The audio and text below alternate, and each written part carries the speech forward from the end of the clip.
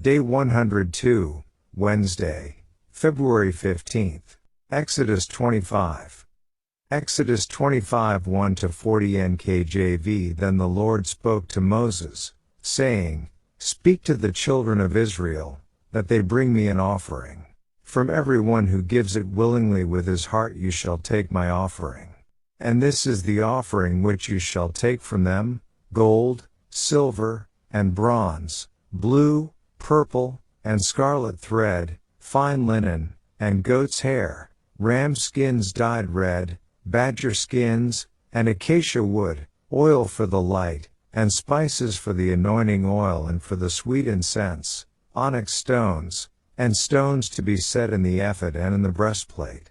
And let them make me a sanctuary, that I may dwell among them, according to all that I show you, that is, the pattern of the tabernacle and the pattern of all its furnishings, just so you shall make it. And they shall make an ark of acacia wood, 2.5 cubits shall be its length, 1.5 cubits its width, and 1.5 cubits its height. And you shall overlay it with pure gold, inside and out you shall overlay it, and shall make on it a molding of gold all around. You shall cast 4 rings of gold for it, and put them in its 4 corners. 2 rings shall be on one side, and 2 rings on the other side. And you shall make poles of acacia wood, and overlay them with gold. You shall put the poles into the rings on the sides of the ark, that the ark may be carried by them. The poles shall be in the rings of the ark, they shall not be taken from it. And you shall put into the ark the testimony which I will give you. You shall make a mercy seat of pure gold. 2.5 cubits shall be its length and 1.5 cubits its width. And you shall make 2 cherubim of gold. Of hammered work you shall make them at the 2 ends of the mercy seat. Make 1 cherub at one end, and the other cherub at the other end. You shall make the cherubim at the 2 ends of it of one piece with the mercy seat. And the cherubim shall stretch out their wings above, covering the mercy seat with their wings, and they shall face one another. The faces of the cherubim shall be toward the mercy seat. You shall put the mercy seat on top of the ark, and in the ark you shall put the testimony that I will give you. And there I will meet with you, and I will speak with you from above the mercy seat, from between the 2 cherubim which are on the ark of the testimony, about everything which I will give you in commandment to the children of Israel.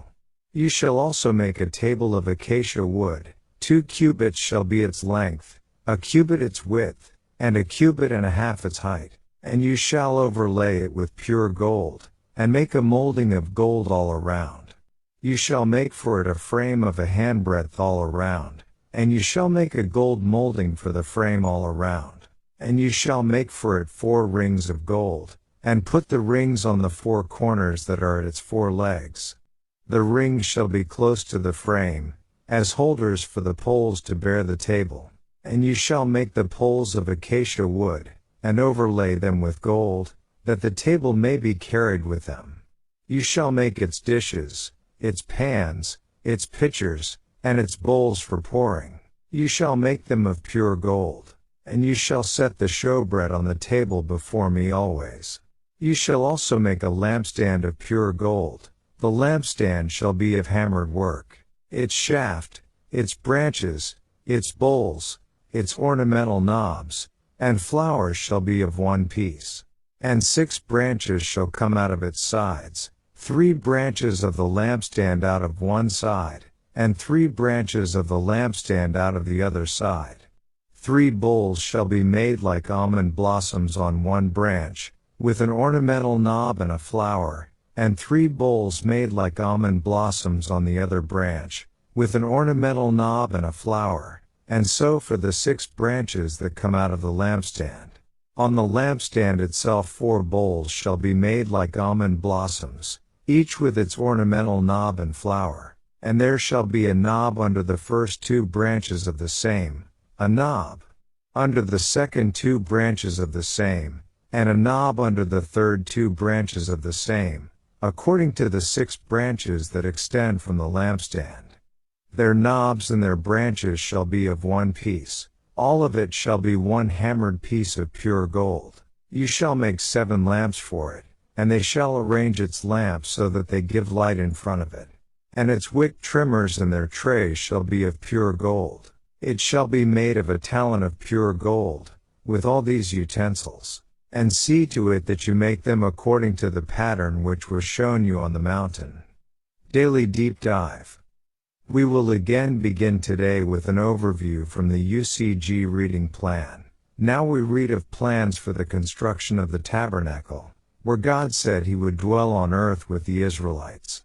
Notice some points that one may otherwise quickly read over. Certain offerings were given by the Israelites. Only the offerings that were given willingly were to be accepted. God does not want us to give of necessity or with a begrudging attitude, but cheerfully and thankfully. 2 Corinthians 9:7. The Ark of the Testimony, elsewhere called the Ark of the Covenant, would contain the 2 tablets of the 10 Commandments. Indeed, they were apparently the only items that were actually in the Ark. See 1 Kings 8:9.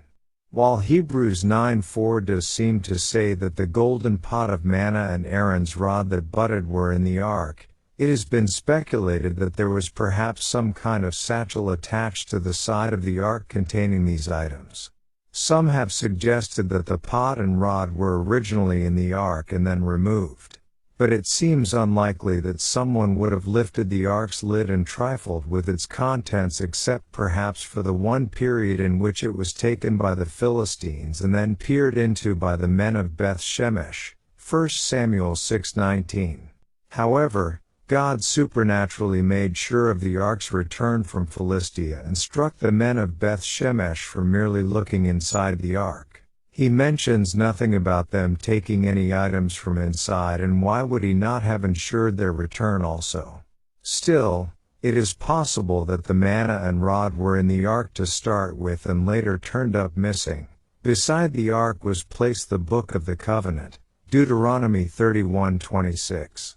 All the items mentioned are testimonies, as if witnesses providing evidentiary testimony in court, of God's miraculous intervention for the children of Israel. Placed on top of the ark was the mercy seat, another testimony of God's everlasting mercy, which represented his very throne. God also gave understanding of the appearance of the cherubim, part of the angelic realm created in service to God. Embroidered patterns of cherubim were also woven into the curtains of the tabernacle, Exodus 26:1. The artistic representations of these wondrous creatures, which are described in greater detail in the book of Ezekiel, were the only images of heavenly beings permitted in God's worship system. They were, of course, not to be worshipped, and it is clear that there was no image of God in all of the tabernacle accoutrements, as was so common in pagan temples. The showbread, constituting 12 loaves for all the tribes of Israel, is itself described more fully in Leviticus 24:5-9. Its name derives from its symbolic placement before the face of God. Other translations render it bread of presence or bread of the presence. That is, it was in the presence of God, just as the nation of Israel was, since God's presence was among them. The last verse of the chapter informs us that Moses was not only told how to make the implements, but he actually saw a heavenly pattern for them. Indeed, the book of Hebrews assures us that the tabernacle and the items within it were copies of the things in the heavens. And, verse 3, examples of items made from gold were the mercy seat and cherubim and the candlesticks. Examples of items covered in gold were the ark and the showbread table. Silver was used to make the sockets for the boards of the tabernacles, and later we will see instructions for Israel to make silver trumpets. Brass was used for the altar of burnt offerings, and its pans, shovels, basins, and rings. Verse 4. There seems to be a variety of opinions as to the true color that each of these words describes. Jarchi and Josephus both believe that the instruction was to bring various wool, garments, etc., that were dyed. to the same color, turned into yarn and woven and make various things such as the curtains, the veil and the priest's garments. The specific word for scarlet is interesting. Adam Clarke's commentary states, signifies a worm, of which this coloring matter was made, and joined with shani, which signifies to repeat or double, implies that to strike. This color the wool or cloth was twice dipped, hence the Vulgate renders the original coccum bis tinctum, scarlet twice dyed. It is the same color, which the Arabs call al-kerms, whence the French cramoisi, and the English crimson. And, what's interesting to me is that this same word, most often translated scarlet in the KJV, 34 times, is also translated worm, 8 times, and is used of Jesus Christ in Psalm 22:6. Was this scripture referring to Jesus Christ as this particular worm or to the color of his body at the time of his crucifixion when he cried out? The first line of Psalm 22? John Gill records that Egypt had the best linen in the world and that we could assume that in the plundering of the Egyptians that the Israelites would have left Egypt with a considerable quantity. Goat's hair was used in the curtains and coverings. Adam Clarke's commentary states, some goats have long, fine, and beautiful hair, in some cases almost as fine as silk, which they shear at proper times, and manufacture into garments. We learn that goat's hair manufactured into cloth was nearly of equal value with that formed from wool. And, verse 5, the word dyed is not in the Hebrew text. Adam Clarke's commentary states, literally, the skins of red rams. It is a fact attested by many respectable travelers, that in the Levant sheep are often to be met with that have red or violet-colored fleeces. And almost all ancient writers speak of the same thing. And, next, the NKJV translates badger skins, however it seems that this may not be a good translation.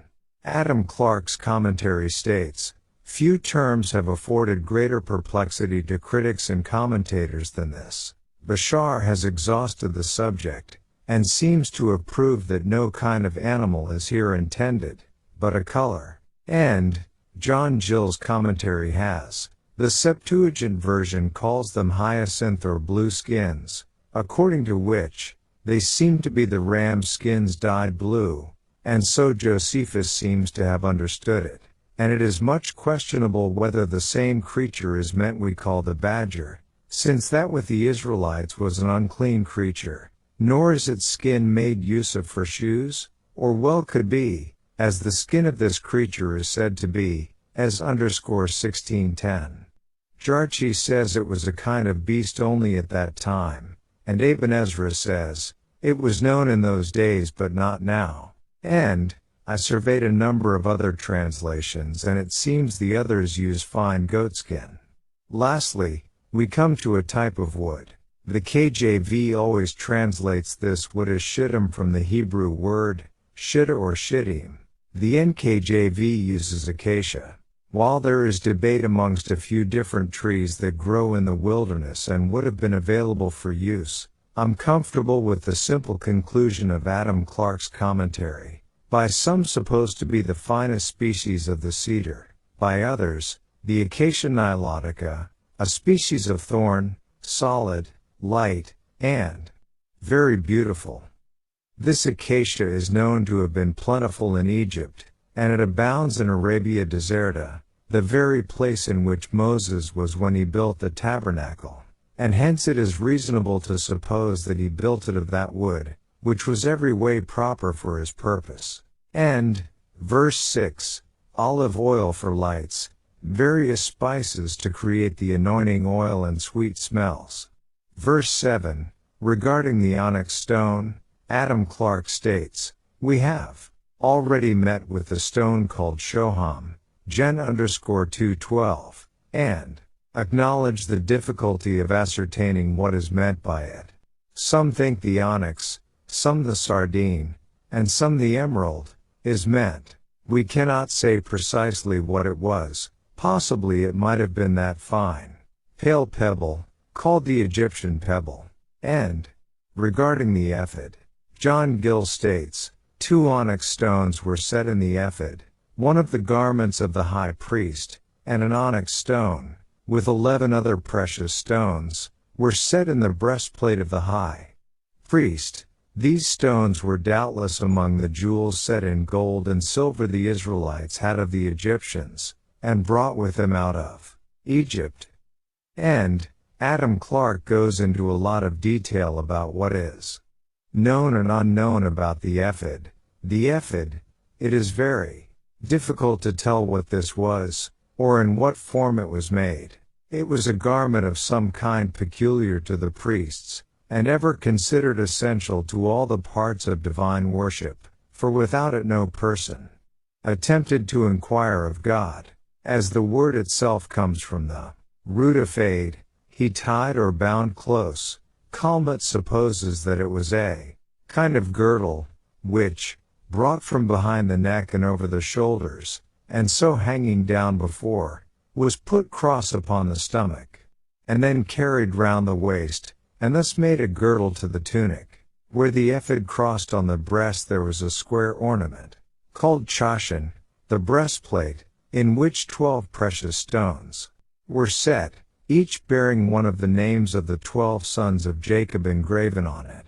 There were 2 sorts of ephods, one of plain linen for the priests, the other very much embroidered for the high priest. As there was nothing singular in this common sort, no particular description is given, but that of the high priest is described very much in detail XO_28 to 6-8. It was distinguished from the common ephod by being composed of gold, blue, purple, scarlet, fine twisted linen, and cunning work, i.e., superbly ornamented and embroidered.